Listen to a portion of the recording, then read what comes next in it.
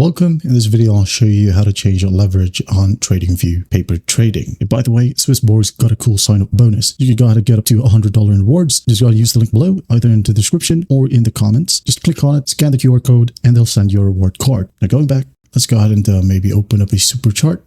Okay, now in here, go to Trading Panel at the bottom left, and then just click on Paper Trading.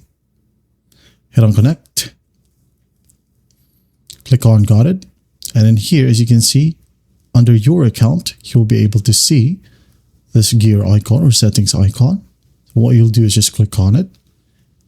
And from here, you'll be able to see leverage. You can go ahead and change your stocks, 1-to-1, 2-to-1, 4-to-1, features here as well, your Forex, crypto, and others. Okay, you can turn on commissions for futures and options as well, like commissions per contract, add in by just using the up arrow key and down to lower the commission. And then once done, once you're happy with your settings, just go ahead and click on save. And after that, you're good to go. That is it. That is how you change leverage on TradingView Paper Trading. Well, I hope this video helps, and I'll see you in the next one.